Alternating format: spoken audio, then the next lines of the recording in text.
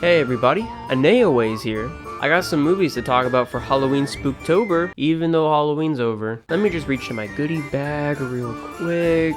Ah, yes, here we go. The two movies today are Titane from 2021 and Raw from 2016. Both of these films are directed by Julia Ducournau. If you haven't seen both films, I won't give anything away. Raw is a French horror film from 2016. We follow a main character that goes through engaging acts of self-realization as she goes through her first year of college. The movie is trying to tackle a lot of ideas, from frat mentality in colleges to discovering one's sexuality, as well as giving in to different forms of temptation. Everybody's believable, and the main actress, Garance Marlier, does a fantastic job. Everyone in the film kind of views the main character as like innocent, naive, and through the film that idea of herself is questioned as she kind of navigates her way through college. This is definitely a movie that can be easily spoiled, and I'm pretty sure the trailer kind of spoils it anyways, but I'm not going to give much away. It's been a few years since I've seen this movie, but on the rewatch, I vividly remembered a lot of different moments. While it's a horror film at its core, the horror elements are very sparse but very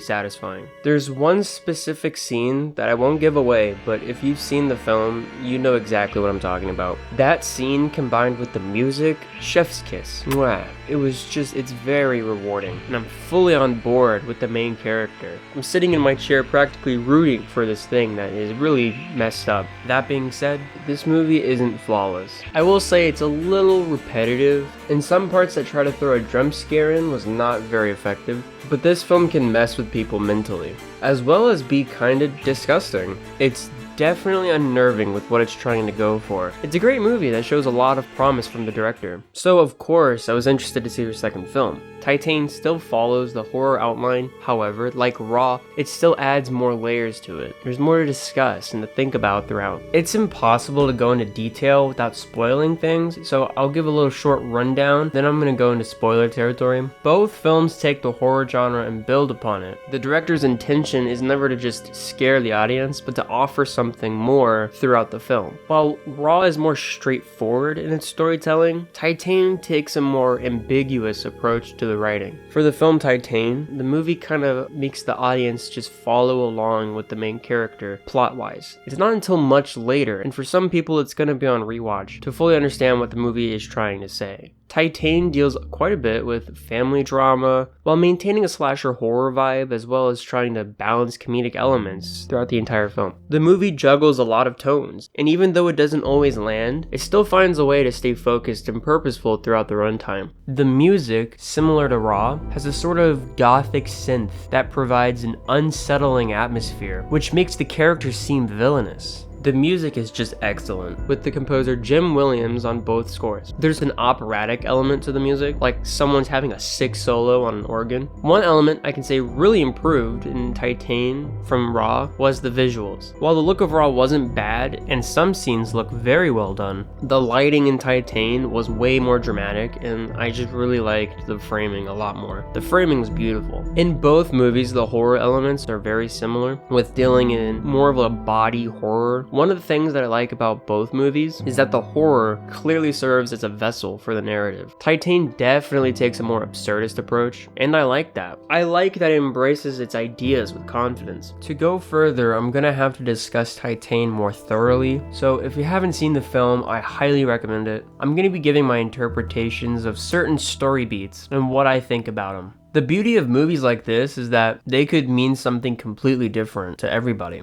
The film starts with the character Alexia getting into a car crash with her father, which leads to her developing a lifelong scar. That scene might come off as a bit out of place, but I believe that it is critical for the entirety of the film. This film, for me personally, was about healing and forgiveness of family. As she gets older, she develops a sort of fixation towards cars as a sort of way to deal with her past scars. And some scenes definitely come across as strange at first, but it makes total sense when it comes to how people handle unsolved trauma within their lives, right?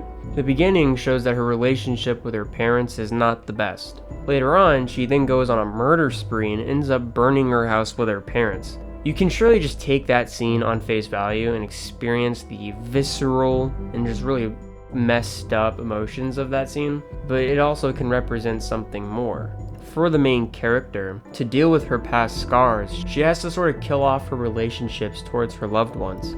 It's almost like burning bridges, but it's represented with burning the house. As I said earlier, this film takes a metaphorical approach to the storytelling. How I interpreted the movie was that the characters you see weren't concrete. They represent different people as well as change within those people. For example, the main character. After going on a murder spree, she disguises herself as a lost person and hides out with the father of that said person, played by Vincent Lindon. So this father who thinks he lost his son believes that he finally has gotten his son back. Vincent in the film could represent the main character, Alexia's father, but changed and damaged as well. Not to completely say that they're the same person, but emotionally, and in terms of what the characters represent in the story. And over a period of time, they together come to terms with their scars. So as you can see, this movie goes through a lot of stuff with just differing tones and emotions. And I didn't even talk about the car scene.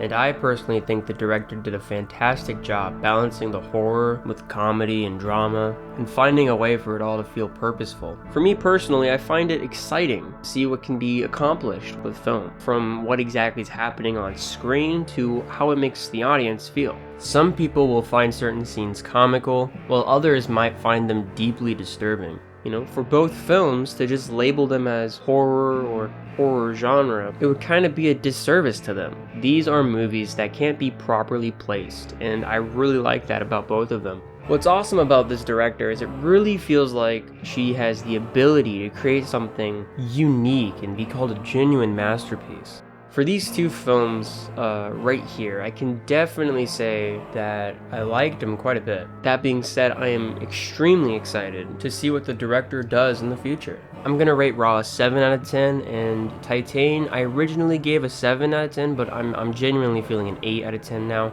Goodbye. Hey guys, so I've done and made a gaming channel. I don't even know how it happened. One day I got up and I looked at my TV and I was like, dang, I have a gaming channel now. I don't know. In all honesty though, the first video is entirely out of the blue. I was just messing around with OBS, trying to figure out how it kind of works and if my computer can take it, if my computer can handle it. 45 minutes later, I was playing Silent Hill. I only have 2 episodes up right now, and there's more in the back burner as we speak right now, as I'm speaking to you. Yeah, hello, this is me again in the future from like days since I've made this recording. There's more than 2 videos now. It's like the whole series of Silent Hill is up now. I think the finale isn't up yet. I'm really excited about this, and if you're interested in Silent Hill, the first one, and me walking around, getting scared, shaking in my boots, then please check it out. Link in the description. That's it. That's all. And goodbye.